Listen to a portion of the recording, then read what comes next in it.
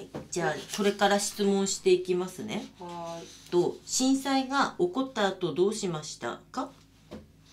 まず一緒にいたので職場の机の下に頭を隠して揺れが収まるのを待って、みんなで大丈夫か大丈夫かって言って大混乱に陥って、帰れる帰れないかっていうのでもうぐちゃぐちゃになったという記憶がありますが、はい、はい、そうですね。私は歩いて家まで帰りました。はい。あと震災当時何を食べましたか？その日の夜かな。その日の夜は家にあったものでも何食べたかは正直覚えてない。そうなんだ。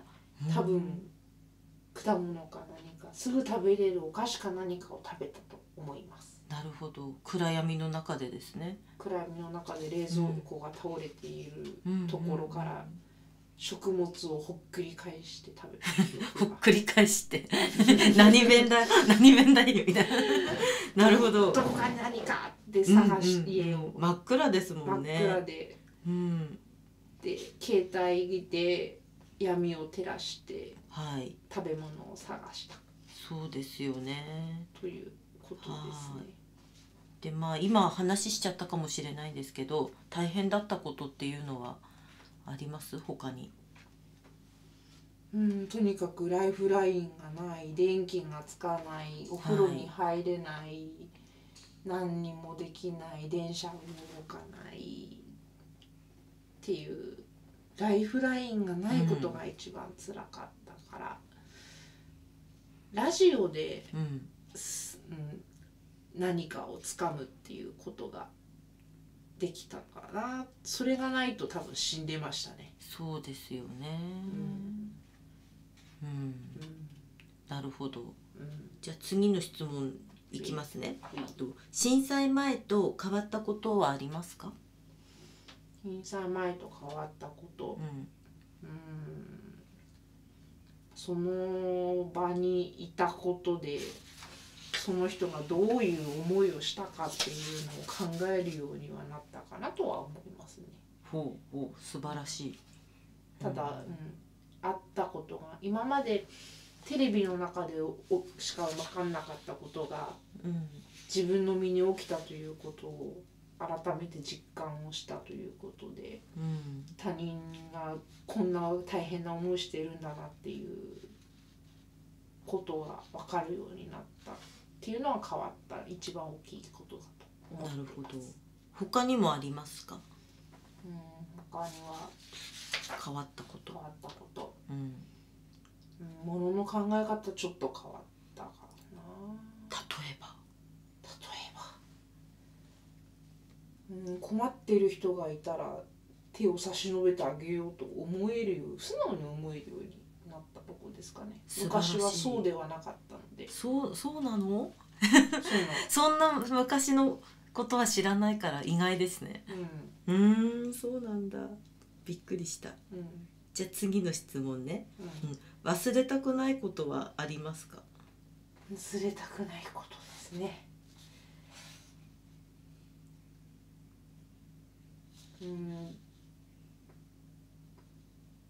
誰かが誰かを助けているということをちょっと常に考えるようになっ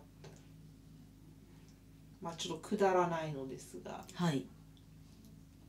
私たちがしている仕事をちょっと言えないですけど、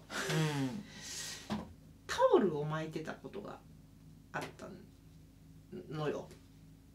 首に？違うの。タオルをね、被災者さんに配るタオルを巻いてた。どこに？頭じゃなくてタオルを包む作業をねしてたことがあったの。被災者さんに持っていくっていうものの防災セットみたいなのを作ってた。でそれを作ってる人もいて、でそれを梱包するっていう仕事をちょっと私はやってたことがこっそりあったんですけど。そうだったんだ。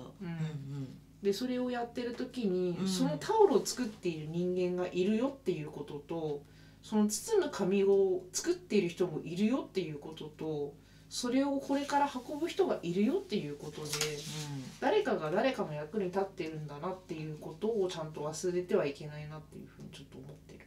なるほど、だからそういうことで自分役立たずだけどいえいえ、やっぱり誰かは誰かの力になってるんだよっていうのを忘れたくないなとは思ってます。なるほどですね、はい、はい、じゃあ次は逆に分かり合えないと感じることはありますか？あります。残念ですがあります。何でしょう？やっぱりそういう揺れとか実際地震にあったことにない人にどうだったのって説明しても言葉でしか言ったところでそうか大変だねで終わっちゃうんだけど、会わないと分かんないんですよ、どうしても。そうだよね、そうなんだよね。分かり合えないっていうことではなく伝えることはできても、分かり合うということははっきり言って難しいと思う。なるほど、だからといって体験しろとは言いませんが分かっても分かり合えないというよりも自分がこういう気持ちでいるということを感じ取ってほしいという感じですかね。だから分かり合えないのは仕方がない、感じることはあるけど仕方がないと思う、だって分からないから仕方ないと考えるようにしてます。次はね、分かり合うためには何ができると思いますかって質問なんだけど、じゃあないってことないけどここに来て外にある写真だったりセンター3月11日を忘れないためにセンターの存在を覚えててほしいか、覚えててもらって他の震災でも、災害でも大変な思いをしているんだよっていうことが毎日じゃなくていいから、覚えてていただければ嬉しいから。そしたら分かり合うというよりは時々思い出してもらうという方が分かり合うではなくてでもいいから、頭の片隅に残しておいてもらうぐらいでいいと思う。分かり合うというところまで行くのははっきり言ってそれは神様でもない限り無理だと思っているので。そっか、なるほどですね。無理に分かり合おうと思ってはいけないような気がします、個人的には。了解しました、次の質問ですね、大切にしてきたものがありますかっていうちょっと抽象的な質問なんだけどこの地震に関して、地震に関してはね、その人の身に自分の身を守らなきゃいけない、他人のことも考えなきゃいけない、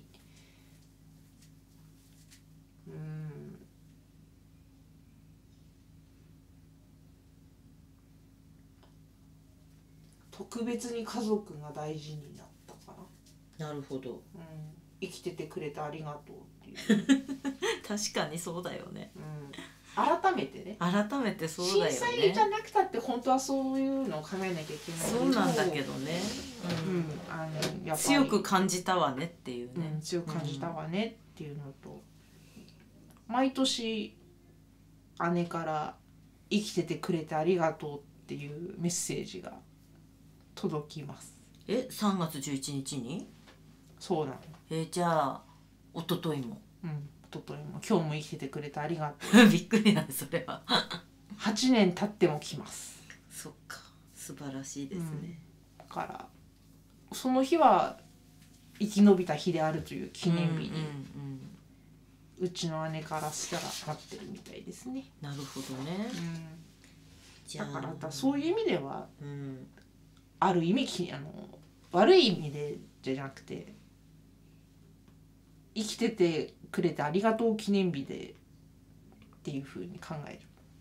なるほど。だからそういう意味では大切にしてるかな、家族の存在とその日という意義を考えたかな、そっか、じゃあなんか話がダブっちゃうかもしれないんですけど、最後の質問です。最近考えるようになったことはありますか？最近考えるようになったこと、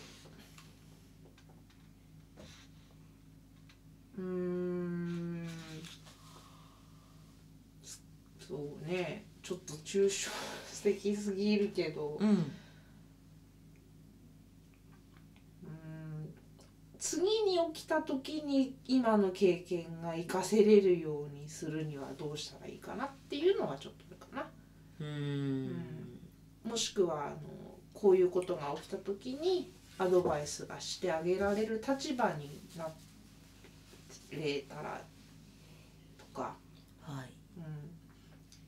こういう時に何用意したらいいよとかアドバイスができるようにすぐ、思いついたりとか、できたらいいなというふうに考えるようにちょっとなりました。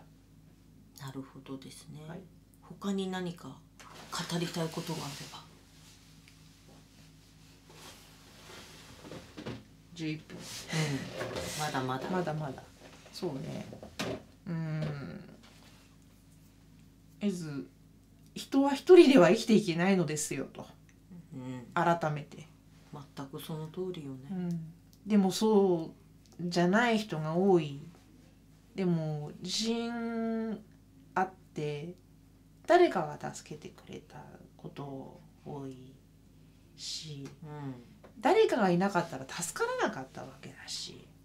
だよね。そこを結構忘れてる人が多いんじゃないかとちょっと思ってる。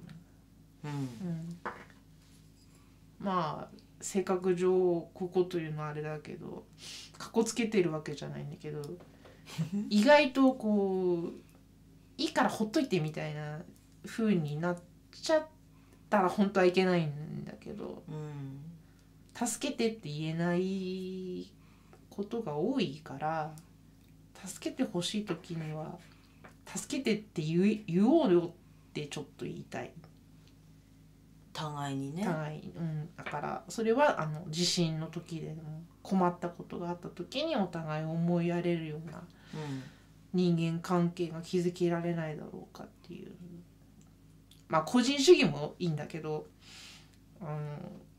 何かあった時にそういうふうにお互いが助けられるような、もしくは、仲良くね、みんな仲良くしていけたらっていうのと、日頃の人間関係がちゃんとそういうことがあった時にちゃんと構築できている人生だったらいいなっていうふうに考えるようになりましたね。そうよね、本当にね、笑うとこじゃないけど、そこ笑うのね、すっごいわかるわ。わかりますよ。わかります。本当にわかります。